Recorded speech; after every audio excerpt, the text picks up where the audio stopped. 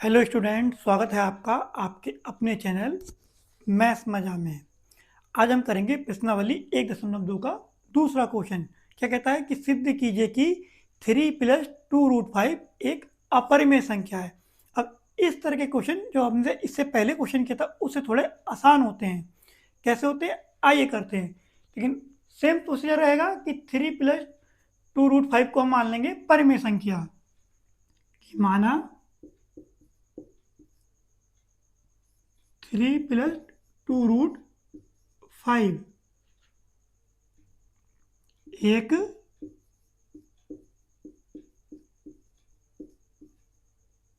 परिमेय संख्या है।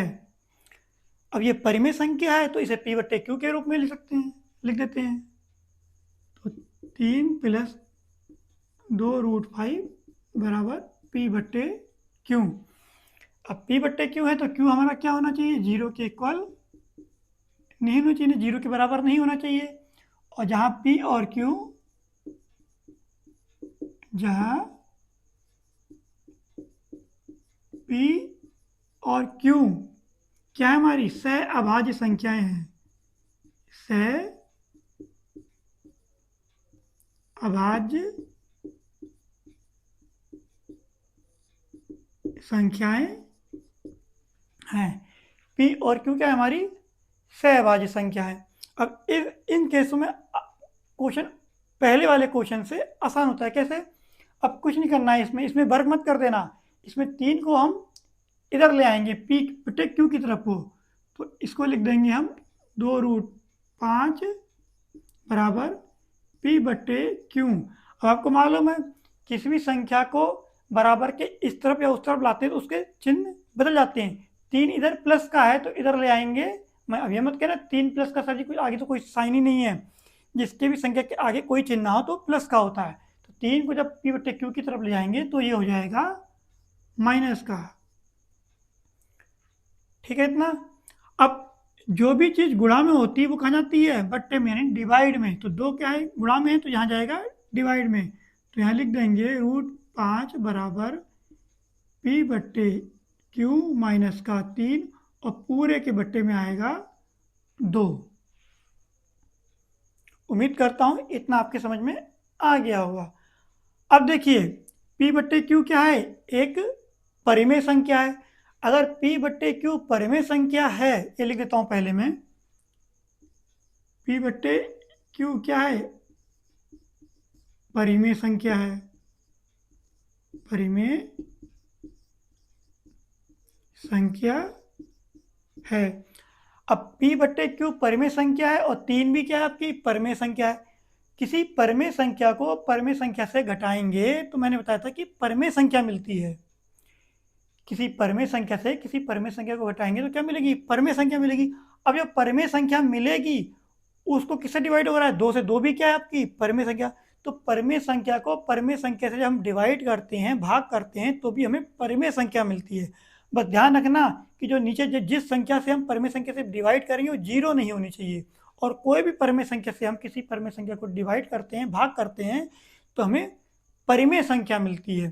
जैसे मैं आपको समझाता हूँ, p/q परिमेय संख्या। मान लो कोई मैंने परिमेय संख्या ले ली 5, अब माइनस करा 3/2, तो 5 में 3 गया, कितना मिला, 2/2। तो 2 एकम 2, तो हमें मिला 1। 1 क्या है, आपकी परिमेय संख्या। कोई भी नंबर ले सकते हैं। अब सर क्या कोई कहेगा भिन्न में नंबर लो, बट्टे में लो, तो बट्टे में ले लेता हूँ मैं। मान लो मैंने p/q में ले लिए 7/2 ले ली, माइनस का 3/2। तो 7, अब इसको सॉल्व करेंगे, 2 3 6, 7 में 6 गया 1, तो 1/2 मिला, बट्टे में 2 मिला। इसको अगर हम सॉल्व करते हैं तो इसको सॉल्व करने का ऐसा होता है, इसके नीचे 1 मान लेंगे। जब हम इसको पलटाएंगे तो ये हो जाएगा 1/2, और ये 1 जाएगा ऊपर, 2 आएगा नीचे, तो ये मिलेगी 1/4। तो 1/4 भी क्या है, परिमेय संख्या है। तो इस तरह से हम इसको समझ सकते हैं। तो हम यहाँ लिख देंगे, तो p/q माइनस 3 क्या है, परिमेय संख्या। इसको डिवाइड करें तो यानी ये पूरी क्या है, हमारी परिमेय संख्या है। तो हम यहाँ लिख देंगे p/q माइनस 3/2 क्या है, हमारी ये भी हमारी परिमेय संख्या है। क्या है ये? परिमेय संख्या है। अब ये अगर पूरी परिमेय संख्या है और इसके बराबर में जो भी चीज आएगी वो भी क्या होगी? परिमेय संख्या। यानी ये अगर पूरी परिमेय संख्या है, इसके बराबर में जो होगा वो भी परिमेय संख्या होगा। तो हम यहाँ लिख देंगे कि √5, तो √5 भी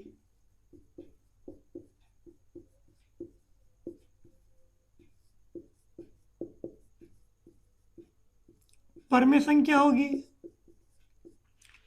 जबकि आपको मालूम है, हमने इससे पहले जो सवाल सॉल्व किया है कि √5 क्या है? एक अपरिमेय संख्या है। ये विरोधाभास हो रहा है। यहाँ आ रहा है कि √5 परिमेय संख्या, जबकि हमें मालूम है √5 क्या है? अपरिमेय संख्या है।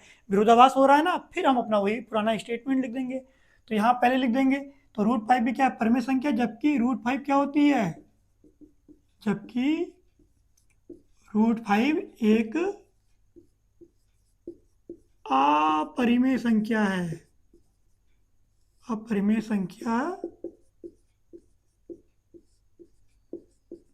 है। अब विरोधाभास हो रहा तो हम यहाँ स्टेटमेंट लिख देंगे, यह विरोधाभास हमें इस कारण प्राप्त हुआ है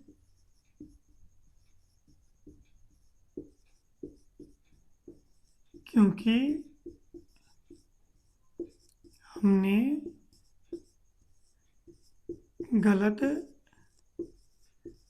कल्पना कर ली है। क्या गलत कल्पना कर ली है? कि 3+2√5 एक परिमेय संख्या है। ये हमने गलत कल्पना कर ली है। लास्ट में लिख देंगे, अतः 3+2√5 एक अपरिमेय